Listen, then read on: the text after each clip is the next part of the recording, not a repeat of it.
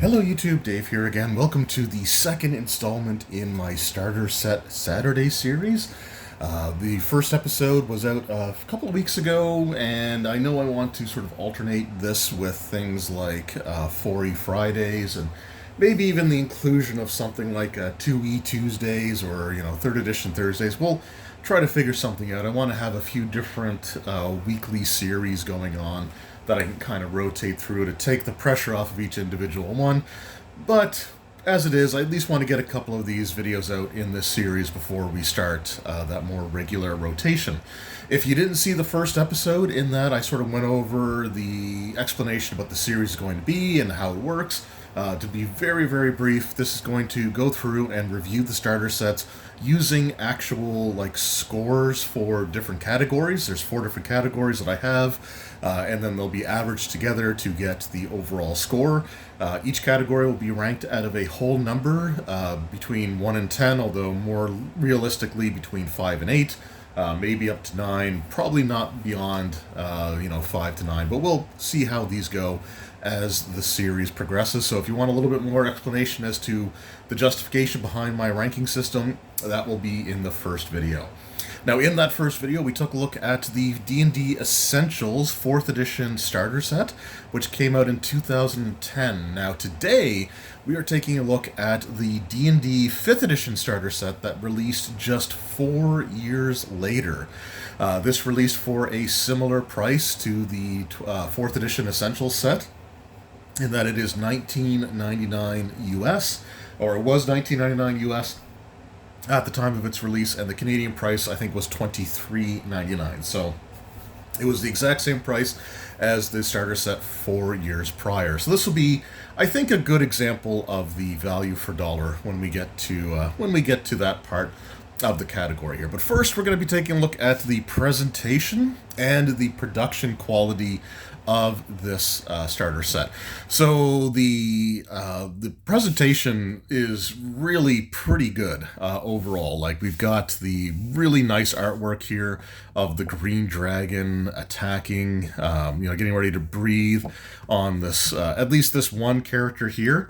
On the sides of the box, we do see some of the other characters that are involved in the battle there, and then we've got the bottom and top just having the starter set. Also, I just want to apologize if you can hear my dehumidifier running. I live in Nova Scotia. It is a very humid province, and it's been very damp the last few days. I'm recording this, and my game collection is in the basement, so I do have to have a dehumidifier running, or things will start getting pretty bad. So with that out of the way, we'll continue with the presentation here. So we do have the back of the box, and this back of the box is slightly problematic for one specific reason that we'll sort of get into here in a moment, or in one of the later categories. But we do have the artwork of the ogre there, which looks really cool, and then we've got hints at maps, and then we've got the inclusions here, the character sheets, the rule booklet, the adventure booklet, I think that is there, and the dice that are included. We do get a listing of what is included. And we'll take a quick look at the presentation of the materials inside as well. So the first thing that we see here is it comes with a D&D Encounters notification, or sort of advertisement. And on the back, it actually has a 1-page character sheet for the D&D Encounters, which actually this might even be Pre-Adventurers League, come to think of it. But yeah, so it's kind of neat that they actually included a character sheet, but again, we'll talk more about that in a moment. The starter set rulebook and the adventure book both feature the same artwork of the dragon attacking the party. However, the rulebook, it is a little bit more zoomed out from the box cover. Right, and then the adventure booklet is even more expanded upon there. So you actually get to see a bit more of what's going on there, which is pretty cool. And just throughout the book, there's just some really solid, decent artwork in here. I'm a big fan of the artwork, and the layout is really good. It's nice and clear. It's very easy to read, very easy to follow. So I think they did a pretty solid job with the presentation. It would have been nice if the booklets would have had individual covers, and they're nice, glossy paper. The card stock for the box set is also pretty good. I'm going to give the overall presentation and production quality, I'm going to give it a 7 out of 10. I was kind of going back and forth between a 7 and an 8, but I felt more comfortable giving it the 7 than the 8, so we'll go with that. We do have the rule booklet next that we'll take a look at, so for the quality of the rules. Now, when this starter set first released, I do remember seeing like interviews with, I can't remember, I think it was Mike Merles, and one of the things that he had stated is that he wanted the starter set rulebook to be something that could be referenced even after the full like player's handbook and stuff comes out. And I gotta be honest, I don't think that they really nailed that, but I will say that, they do a really good job of laying out the rules. It's very, clear and easy to follow. And I think that that's great. Like, you can sort of pick up and, learn this game really as you go. But I think they did a really good job laying everything out. It's nice and clear. It's very concise, which is great. But the thing that's going to, even have like included weapon, equipment and stuff like that in here. So the rule booklet is really good because compared to the 4th edition one that I did a couple weeks ago, that starter set had the rules combined with the adventure booklet, and it was lacking things like equipment. So we have like armor, we got weapons, we'll have other like gear and stuff here. So it's a little bit more able to sort of customize what gear and loadout your characters can have throughout the course of the adventure. And it's a little bit different because, when we get to the adventure, it's not a straightforward dungeon crawl. There's a lot that takes place in towns, or there's things to do sort of in between. So I think overall that they did a pretty solid job. Where it is lacking, however, is in the ability to create your own characters. And I think that's a bit of a drawback for this starter set. When it comes to that, it does come with the pre-generated characters, which we can take a look at here. And you do get a decent assortment. There's a human fighter, you have an elf wizard, you've got the dwarf cleric. I had two of the human fighters, the noble fighters. Oh no, the first one was the folk hero. And then, so we got the human fighter, the noble fighter. So the folk hero is an archer character, or more or less an archer character with the light armor. And then the noble fighter is sort of your traditional heavily armored fighter. I think that it would have been better if they would have included the folk hero characters being a ranger instead of a fighter, but this was using the D&D basic rules at the time, and the basic rules at the time just had the fighter, cleric, wizard, and rogue in there. We do have the rogue, and I guess I got some extra sheets here. Oh, okay. Yeah, so I did print off some Adventures League character sheets that are just in there, but mine did come with an extra copy of the human fighter there, I think the noble fighter. So yeah, I mean, you do get the characters here, but the scenario that is included, and we'll get to that in a moment, but the scenario does have some pretty challenging fights. And character loss is a very real possibility. So I think that this would have been a much better quick reference for the full rule set if it would have included character creation. Even if it didn't have all of the classes available, even if it just stuck to, the levels 1 through 5 of the fighter, the cleric, the thief, and the wizard, that still would have been enough. But just to have those character creation rules, I think would have helped. Everything else is really good, but lacking that, I feel is a bit of a setback for, especially when you've got, again, a blank sheet that you can always photocopy included on the back of the advertisement there. I know that, at the time, the free basic rules were available, and they were kind of steering you towards downloading the free basic rules, but at the same time, when you buy a starter set, you want everything to be self-contained, so it would have been nice if that was in there. Overall, though, I'm going to give the rules quality a 7 out of 10. If it would have had the character creation rules, I would have actually given it an 8 out of 10, but as it is, it is better than just the bare minimum. Like, I would consider it to be above average in terms of how good it is. It's just, one of those things that I don't see you referencing it later once you have the player's handbook, which was one of the stated design goals for the rule booklet here. So anyway, 7 out of 10 though, the way I rank things is still a solid score. So we have that. All right, up next is the adventure quality. So the rule booklet was a 32-page book. 32 right to the very back. This is a 64-page booklet here, so you get basically double the amount of pages dedicated to the adventure, and unlike the 4th edition starter set, this adventure is actually pretty beefy here, The Lost Mine of Phandelver. I've attempted to run this adventure a few different times, and I was able to actually run it all the way through once, and we had a really great time with this. So basically, the characters start off being hired by a dwarf by the name of Gundren Rockseeker, and they're hiring the player characters to transport some goods from Neverwinter to the town of Phandalin. Now, along the way, Gundren ends up leaving early, leaving before the player characters can go. They have to wait for their wagon to sort of be loaded up. But Gundren and his compatriot leave ahead of time.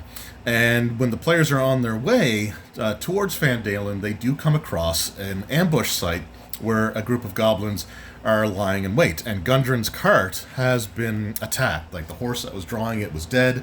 The wagon itself, or the cart itself, was ransacked. And Gundren and his bodyguard are at the time missing. So the characters essentially they can go find where the goblins are hiding out. They rescue not Gundren, but they do manage to rescue his bodyguard, and then from there it's about trying to find a location known as Wave Echo Cave, which is the lost dwarven mine of Phandelver, the mine from which the town of Phandalin is sort of named after there. So you do have some little bit of basic dungeon crawling at the beginning. The middle section involves the characters being in Phandalin and the surrounding area. And you actually get a little bit of a sandbox here with the middle section, with the characters being able to essentially try to find whatever clues that they can that can lead them to where this lost dwarven mine is. And there's all kinds of cool setups for that. Like, you have the ability to speak to, I think it's a banshee or a ghost in the woods in an attempt to find out information about where this ancient thing might be located. There's an abandoned town which a green dragon has taken over. This is actually where my characters ended up going. This is the lead that they decided to follow, which did give them the information that they needed to make their way to the mine itself. But this was a really cool section. This fight was absolutely brutal, and I did have the NPC druid that was nearby accompany the player characters, but in the end everybody was knocked down except for the fighter, who was down to like single-digit hit points, and he managed to land the killing blow on the dragon. It was a really exciting fight, and as a reward for that, I had the dragon's blood be absorbed by the blade. And I think I ended up giving it like a +1 magic weapon that might have dealt like, I can't remember if it was a d6 of acid damage or poison damage, or if it was just like it dealt like an extra point of poison damage. But I did customize it because it was just such a brutal fight there.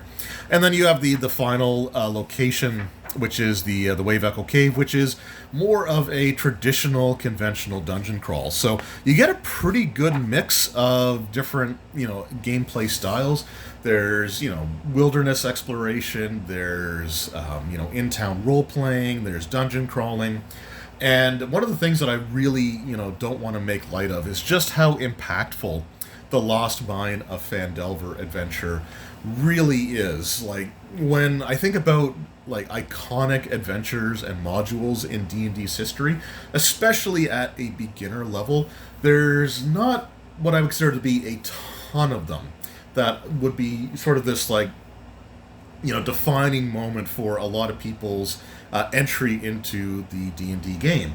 I started with second edition AD&D, and while there were definitely like a series of modules and stuff that were put out, second edition kind of shifted its focus away from like relying heavily on modules and adventures and more on campaign settings.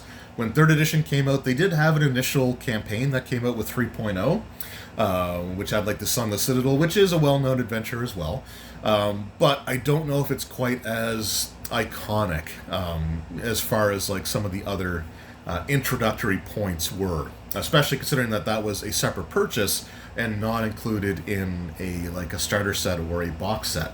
With fourth edition, they did have their Keep on the Shadowfell. Although, from what I understand, that adventure did have some problems with it. I don't know enough about it to really elaborate on that. But with 5th edition, the focus was really on adventures. And for the first couple of years, aside from the core rulebooks and the Sword Coast Adventurer's Guide, like almost everything that came out was an adventure, and we only had two supplement books that actually gave rules expansions over the course of like the 10-year period. You had Xanathar's Guide and Tash's in 10 years, and most of the books that were released were adventures. And 5th edition was a very popular version of the game when it first released, and a lot of people had their first experience playing the Lost Mine of Phandelver. And when I hear people talk about the Lost Mines, it reminds me a lot of hearing older veteran players retelling their experiences going through something like B2, Keep on the Borderlands. It's just one of those adventures that is a major entry point for an entire generation of brand new gamers, brand new people to the D&D or to the role-playing hobby. And the Lost Mine of Phandelver, in my opinion, deserves to be in the conversation for one of the more iconic introductory adventures that's ever been released. I'm not saying it's as good as the Keep on the Borderlands, but as far as like modern contemporaries go, this is a really incredible adventure. In fact, when the starter set went out of print, they did release the PDF for this, or you can get this on D&D Beyond as a free download. And again, it was also so well beloved that it also received an updated hardcover release, which actually has a whole other adventure attached to it. So now you have the Lost Mine of Phandelver in here, but you also have a new secondary follow-up adventure with the initial adventure having some slight tweaks and modifications in order to sort of make it gel with what's included in the secondary half there. So the Lost Mine of Phandelver is a very impactful adventure here. And, I'm going to give this an 8 out of 10. Again, very few things are going to be above that mark. So an 8 out of 10 for the adventure is really solid. I mean, our group got, I think, 3 or 4 sessions out of it. Actually, we might have even had 3 sessions just out of the dungeon crawling alone. So we got a lot of use out of this starter set adventure. So really, really well done, and just a really fantastic way to start your D&D experience. So 8 out of 10 for the adventure quality. And that leaves us with our final category, which is the value per dollar. So this is where the starter set does come up just a little bit short here. So here is the box, the inside of the box for the 5th edition starter set here. And as you can see, a significant portion of it is filled up with this cardboard spacer. Now, that's not necessarily the worst thing in the world, but if we take a look at the back here, again, I mentioned those maps earlier, and it really, even though it's not listed in the components, so I can't 100% fault Wizards of the Coast for that, it still feels a bit misleading, because this looks like a miniature scale map that they're showing on the back here, and then this looks like a regional map that they're showing on the back here. And the previous starter set, even going back to 3rd edition with the 3.0 adventure game, they all had maps and at least tokens, cardboard tokens, that you could use for miniature play. And I think that, I know a lot of folks are like hardcore theater of the mind or, what have you. But when you're just learning how to play the game, being able to look at the table and see where everybody is and have it be consistent all the time, I think that's a really important part of learning the game, learning like combat, learning movement throughout combat. And it just really felt like that was going to be included there because it's such a large portion of these sections of the box. Now, again, it doesn't actually mention it, so I can't fully say that it's false advertising, but it does kind of create a bit of a sense that that's something that should have been included. And I'm not saying that even if they didn't have the miniature scale support, when the rulebook, or when the hardcore book came out, hardcover book came out, I should say, not hardcore, when the hardcover book came out, they did actually include a fold-out map that has the region on one side, and on the other side, it has just some of the other maps that were included there. So I can't show it all on camera, but it did actually come with the with some maps, and I really think that for the price that you're paying for this, that having a fold-out poster map, even if all it had was the region map on one side and the map of Fandalen on the other side.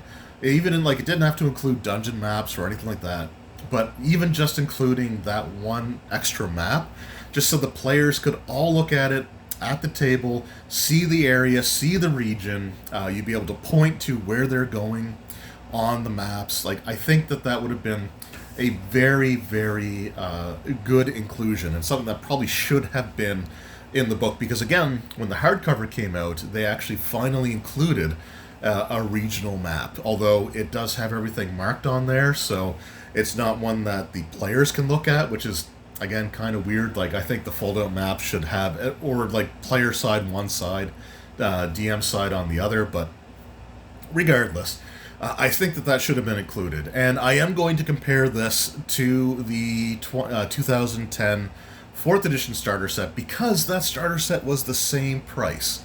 It was the exact same price, and was only released 4 years prior. And I know that inflation could be a thing, and I totally understand that, but the difference in inflation for those 4 years is not that drastic. And the fact that you're paying so much more, or not so much more, but you're paying the same price, but you're getting less. Like, you don't have the game aid cards. Like, and a collection of like spell cards would have been great, but again, like, I understand that can be expensive, and when you're mass producing something, saving a penny or two on mass production does add up.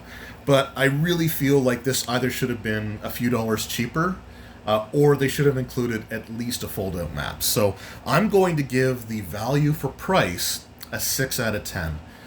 It's just really hard to get over the fact that the previous starter set from just a few years back, for the exact same dollar amount, had so much more to offer in terms of extras that were included in the box than what we got, with the 5th edition set. So it's, not the worst out there, I would say. It's not necessarily the laziest or, like the bare minimum, but I do feel like there should have been at least something else included. Again, the fold-out, the poster map of the region would have been absolutely great to have. Again, where the players can be able to sort of look at that. So, we do have our 4 categories ranked, and when I averaged it all together, so we had production and presentation was a 7 out of 10, the rules quality was 7 out of 10, the adventure quality was 8 out of 10, but the value for price was a 6 out of 10, and that averaged out to a nice, neat, even 7 out of 10. And I think, again, that's pretty fair. This set is really carried on the quality of the Lost Mine of Phandelver adventure and the impact that adventure has had on a lot of newer gamers today. And there's not necessarily anything wrong with that, but it does feel like there's just a little bit missing from this when you compare it to the one that was just released a few years ago. But as far as the pros and cons of this starter set, the cons, we'll do the cons first, because I like to end on a positive note. We do have a lack of character creation, which kind of hurt the overall score. We have the fact that half of the box is empty and has a spacer in it. I mean, they've released thinner box sets in the past. I don't know why they couldn't have just done that rather than have half the box taken up. I guess maybe it's meant so that you could throw like a player's handbook or something in there if you really needed to. But at the end of the day, you're half of what you're paying for in this box is just air, and that's not the greatest thing when you're looking at like value for dollar. And again, the lack of a fold-out map, I think, is a bit of an issue. It's something that really should have been included, and it's something that I think any starter set, should have some sort of like map or extra thing included for beginners to be able to reference easily at the table. The pros, however, is that, this has a fantastic adventure. One of the most iconic adventures to be released in the last little while. And again, that may sound like hyperbole or it may sound like I'm exaggerating, but I know a lot of people that have talked about getting into D&D back in 2014, 2015, and how much they loved going through the Lost Mine of Phandelver. It was their very first experience with the D&D game, and that's a memory that will stick with them for decades. So the adventure is absolutely fantastic. It's not perfect by any means. There is some balancing issues and things along those lines, but I still think overall this is one of the best adventures that came out for 5th edition overall for the past 10, almost 11 years now. There's some fantastic artwork throughout the set. Again, just this artwork of the dragon attacking that was on the front cover of the box alone is really solid, and there's just some good artwork all throughout. So very, very, aesthetically pleasing to look at. And it's laid out in a very logical and easy to understand manner. So this is one of those things that I guess the term that I've heard is the Christmas morning test. So the idea is how quickly can you go from opening it up on Christmas morning to being able to play the adventure, to play the actual starter set. And I think with this one, within a couple of hours of sitting down and just kind of reviewing the rule booklet and having it as, something you can reference as you're going through, I think you can be playing this pretty quickly. A very quick turnaround from, unwrapping the box, taking it out of the plastic, and going right into being able to play it. So, 7 out of 10, not a bad score by any means. This is a well above average, score, with an average being a 5 out of 10. So 7 out of 10, I think, is pretty solid, and for what it is, I think that's fair. So let me know in the comments below, what are your experiences with the 2014 D&D starter set? Was your first adventure The Lost Mine of Phandelver? Did your DM actually download the free basic rules and allow you to make your characters, or did you stick to the ones that were provided in the box set? And if you ran it, what were your experiences running this, even if you were a veteran or first-time DM? Let me know all that in the comments below. So thank you all so very much for watching. I hope you appreciate, or I really appreciate, oh, that was weird. I really appreciate you taking time out of your day to watch this video. It really does mean the world to me. And this isn't going to be just D&D starter sets, even though the first two were, and they were in chronological order. So when we come back for installment 3 or episode 3 of the Starter Set Saturday series, in a couple of weeks, we're going to be taking a look at the Star Trek Adventures 1st edition starter set. So once again, thank you all so very much. I truly appreciate it from the bottom of my heart. We'll see you in the next one. Until then, take care.